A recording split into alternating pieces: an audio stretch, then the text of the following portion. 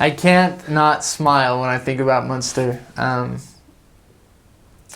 So the first thing I remember getting off the train from Dusseldorf to Münster was the bikes.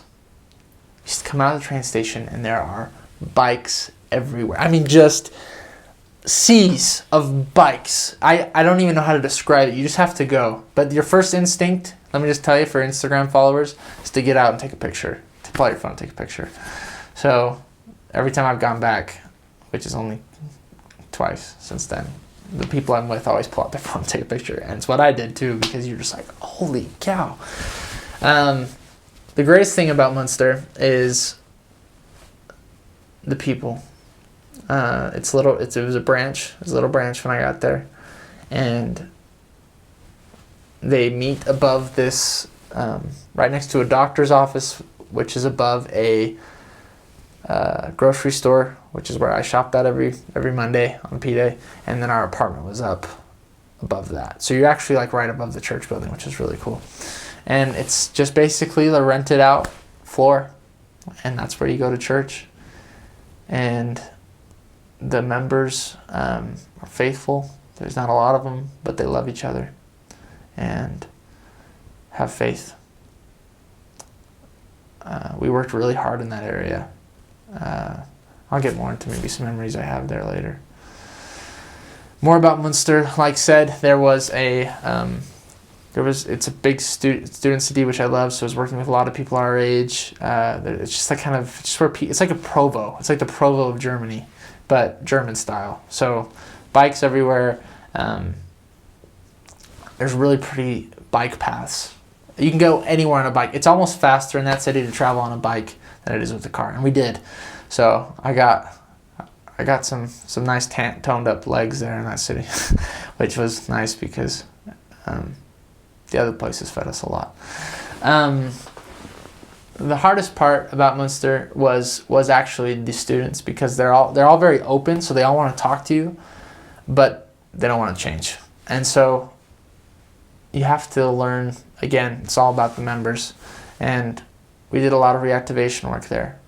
The key to the success we had in Münster, I would say, was that we didn't try to just do whatever we thought.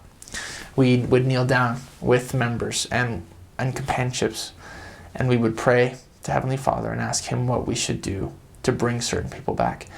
And we were given guidance and direction on how to do that. And it worked because it came from Heavenly Father, and He knows these people better than we do. And we were able to, there was a lot of baptisms that were able to come of that. Probably one of my favorite things we did there is we did street displays every week in the main city. It's also a really cool shopping place. It's like perfect because it's like 300,000 people, so it's not too big, but it's not too small. It's very Catholic. Münster is probably one of the most Catholic cities in Germany. There's actually a church that's in the middle of the city, and there's 3 cages that hang from the top. And that's where they hung some Anabaptists who tried to come and change the city. And so they, in the 15th century, they strung them up there and left them to die.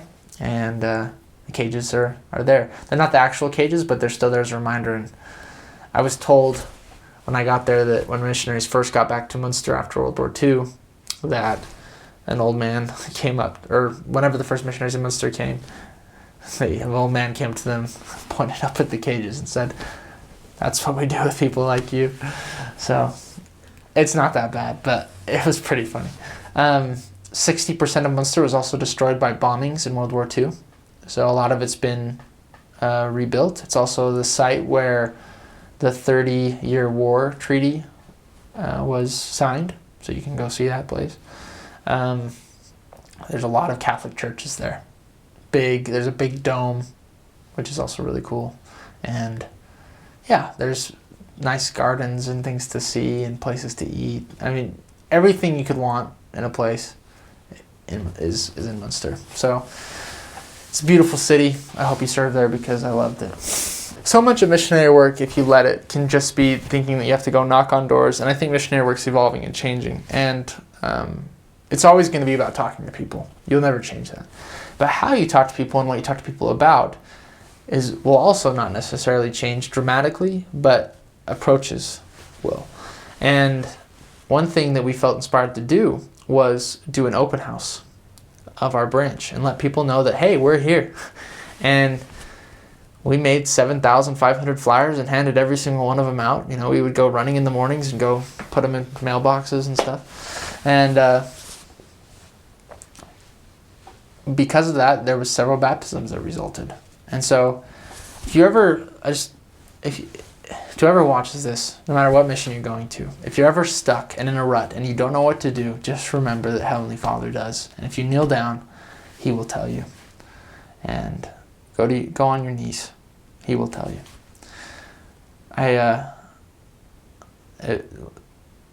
love that branch and the people there. And I think that's one of the main things about all these areas is, yeah, you're working hard and you're tired, but you're doing it for God and for these people because you love them with your whole heart. And that's the thing I miss the most about all these areas. It's not necessarily the places I ate or the places I went, but the people I served with and loved and still love and miss. And you still pray that they're along the path because that's what's best for them.